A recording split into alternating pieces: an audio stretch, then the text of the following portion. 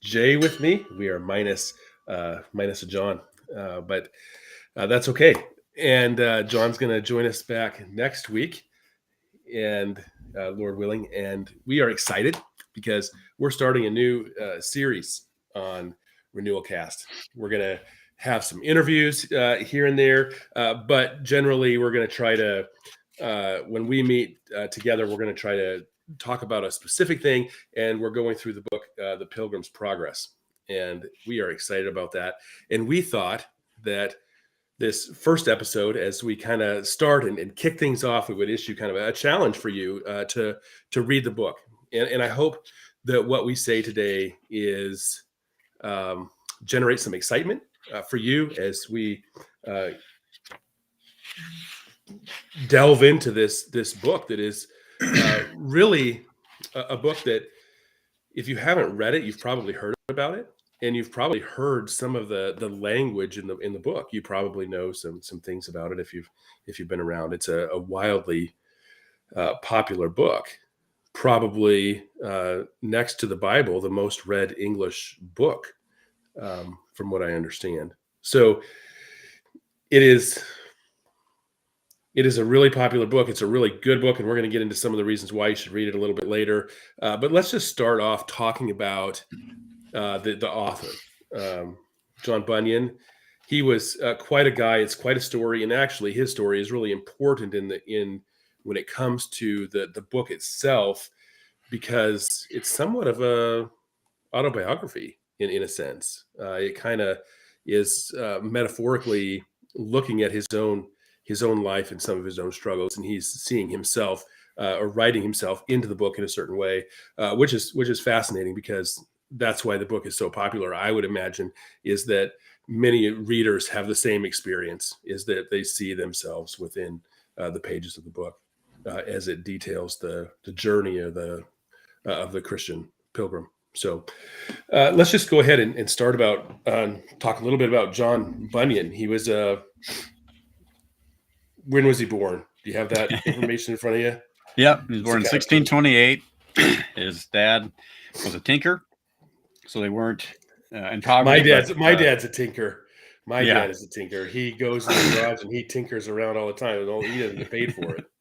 He worked with metals, so he'd carry his 60-pound portable anvil from farm to farm to fix pots and pans. So today we have a pan at home that's not the non-stick stuff's wearing off. We're just going to throw it away and buy a new one. But that back in the day, you would call a tinker, right? And he would come, and if your pan or pot or whatever broke, you would have somebody come along and fix it. And that's what. Yep. That's what he did. Put handles back on, pound out the dents. Yeah. So he wasn't in poverty, but he wasn't. He was closer to that end of things. When he was 16, his mom died, and a month or two later, his sister died, and his father remarried within a couple months. He was already well known for being a cusser and a blasphemer. He was wicked in his youth and even into adulthood. He joined the army for a couple of years, and some events there happened that were very impactful for him. One time he was supposed to go out and battle, and he was supposed to be the sentry, but somebody else took his place, and that guy got shot, and he knew that should have been me. So there's all these events throughout his life where he's thinking about eternal things, but he's not coming to understand the gospel quite yet. Wasn't he kind of drafted in a sense? His area or something needed a certain amount. So there's a little bit of discrepancy the way I understand it, whether he was kind of almost forced to go, or anyway, there was some pressure on him to go, whether he made that choice or not. Sure. And this would be during the time of Oliver Cromwell and Charles I and Charles II. He leaves the army then in 1648, and he gets married, picks up being a tinker. And he notes when they got married, they didn't have even a dish or a spoon between the two of them, but she had two books, two Puritan books that she would read to him. He didn't have much of an education. Somebody compared to maybe a 6th grade education today. He knew how to read and write, and that was about it. And so he's not a well-educated man. He was never trained to be in the ministry. In 1650, he had a spiritual crisis, and it lasted for about 3 years. He heard some ladies as he was going to do his tinkering, talking about new life and the joy that they have in Christ, and he didn't understand even the language that they were using. He would enjoy conversation with them. They introduced him to John Gifford, pastor there in Bedford, and that would be a very important relationship as well. His first child, Mary, was born blind. They eventually moved to Gifford's church, and then he dies not long after that. So what was her name? His first wife there. His first wife. They had 4 children, right? Yep. And her name was... Nobody knows the name of his first wife. It's Catherine. Colt thinks it's Catherine. Sure. It is interesting, though, that just to kind of point out that nobody knows that name of his first wife, which is kind of interesting. I mean, a lot of times you know the name of the wife, but the books that she had brought into the marriage, right? The only thing to her name, I guess, she was poor too. They know those books. Yep. Yeah. And she was, he says somewhere that she was a godly woman. Somehow he managed to marry a godly woman, though he was not godly himself. Started to go to church, and it started to be some outward reform in his life, but there was no inward renewal for quite some time after that.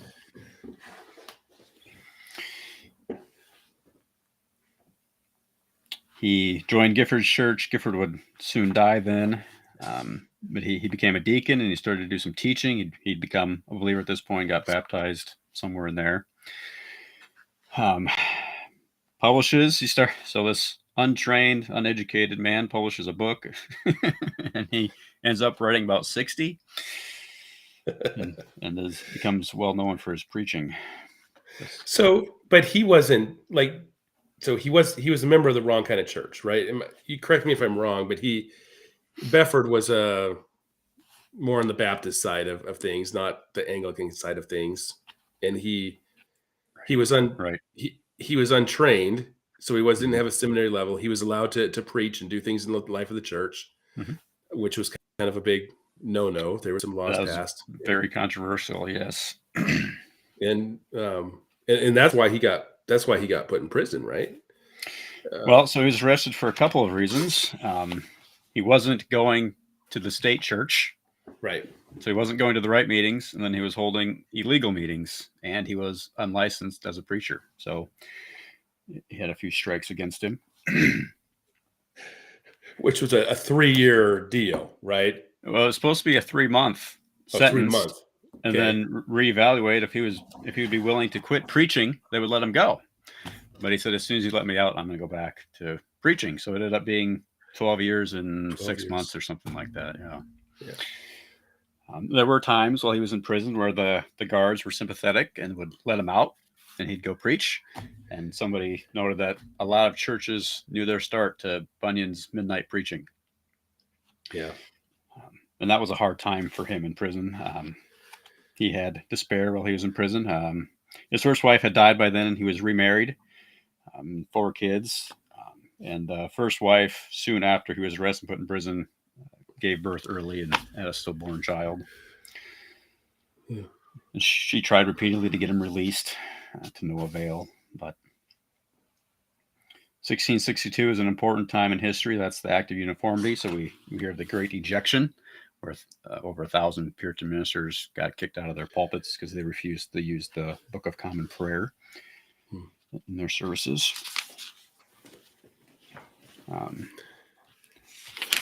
He's good friends with John Owen. Yeah, I guess I was surprised to read that. He was quite a preacher for one. Yeah. I mean, just like you said, a lot of people owed their origin of their churches to that, but just hundreds and hundreds of people would come hear the guy at 7 a.m. before on a work day, preach, and just to capture the the attention of somebody like John Owen. And yeah. Cromwell asked Owen, why do you like to go hear this tinker preach? And I was like, I'd give up all my learning to be able to speak the scriptures as simply as Bunyan does. Yeah. Yeah, that's quite a quote. He's the first Puritan in jail during that time period, and he's the last one to get out. He gets out for a little while, and he ends up back in again for about 6 months. He has quite a prison ministry of writing. While he's in prison, he's also making shoelaces to help pay the bills. Doesn't have a lot of books with him. He does come to really love Luther's Galatians commentary. Somehow he gets a hold of that. It has a big impact on him.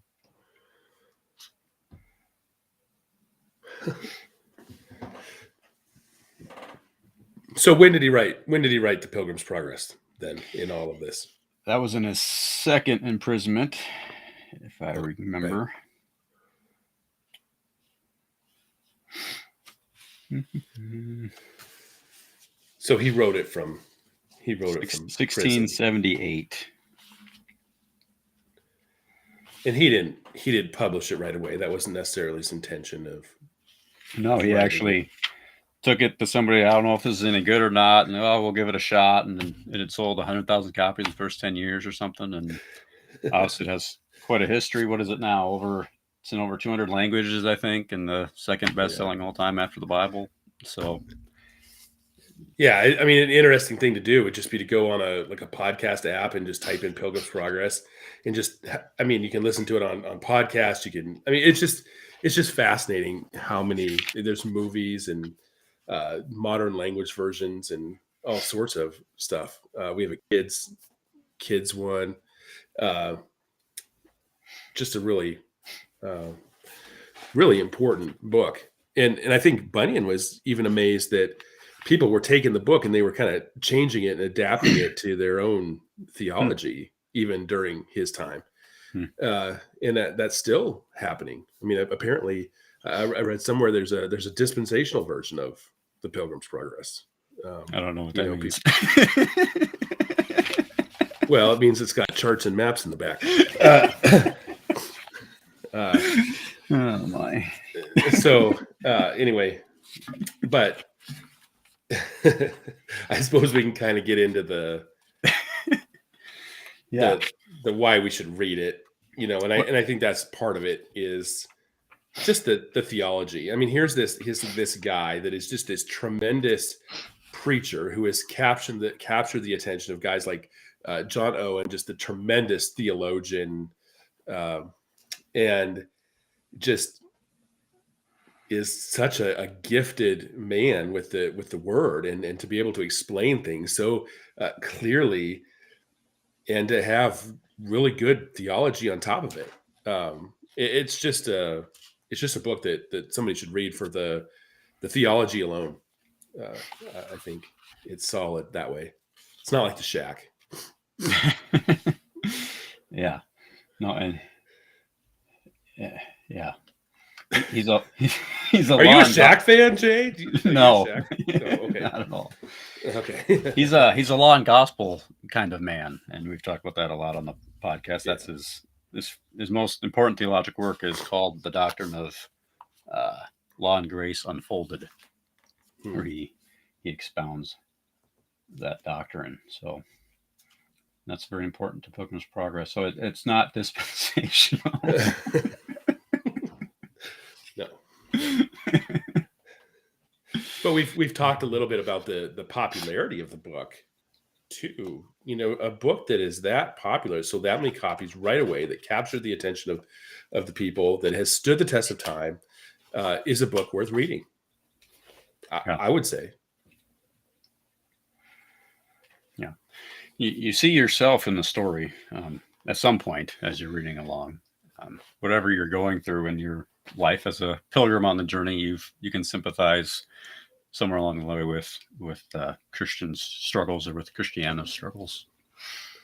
Yeah, we were actually, just to kind of illustrate this a little bit, we're going through this in our Wednesday night class, and we're talking about it. And we were talking about the slew of despond, and how Pliable gets comes out of there right away because he has no recognition of a burden on his back. But Christian needs help, and help comes and helps him out.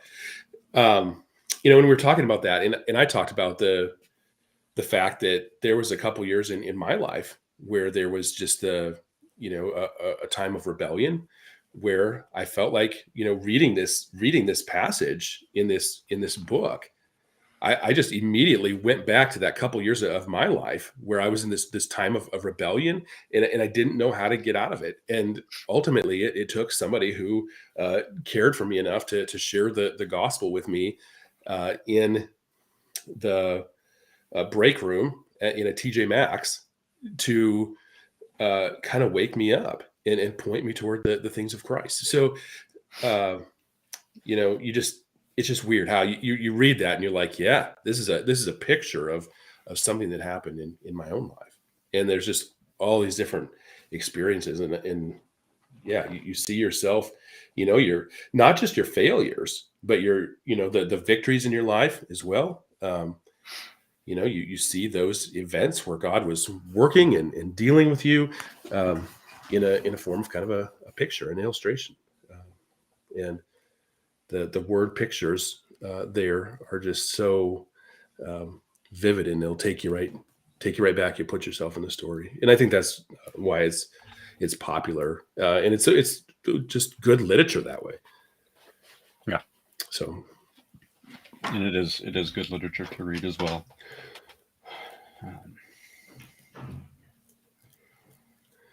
I think go ahead. Were you gonna say something? Well, I was gonna say Bunyan was a bit controversial in his own day on a number of issues as well. Not to go into all those sorts of things, but he was accused of being an antinomian, for one, against the law. So even ethically, he was accused of things, of having multiple wives and some of these things that are ridiculous. Sure. and theologically. But it's widely recognized that he was not against the law in the Christian life, and he actually wrote about that quite clearly. But yeah. Yeah, kind of going back to this other reasons why you should, read it. And let's go back to the wives thing.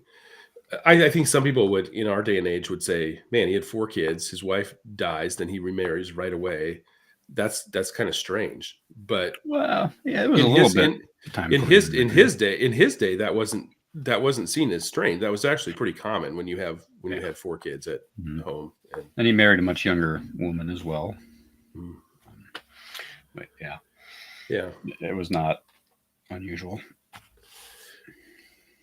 But one of the other reasons why a guy should read it too would, we talked about the theology a little bit, but the theology of perseverance, perseverance of the saints, I think is an important element that we see throughout the book. Just Christians perseverance. I mean, right from the very onset of the book, when he leaves the city of destruction, right, he puts his fingers in his ears and he runs, life, that famous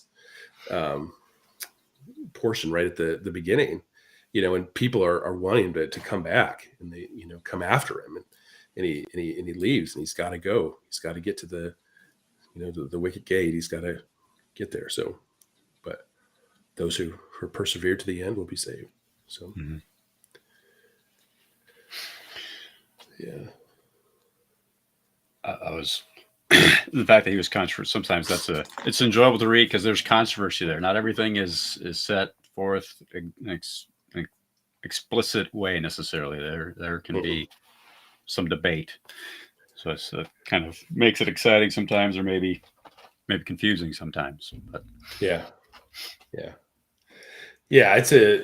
It's an interesting book. We would love to have you read it with us, to jump in the conversation. Send us some notes, some thoughts, some comments, some questions that you might have regarding the book, and we'll try to answer those on the broadcast as well. So, sure.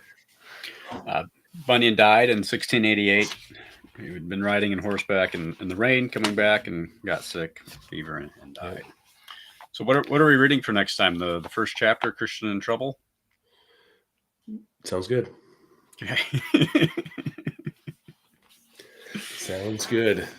Yeah, well, there's a lot to talk about right there at the onset. The first just even few pages of the book. There's just a lot to get into and digest right at the beginning. So talk about the city of destruction. All right. All right. Okay. Thanks everybody for listening. We'll see you again next time.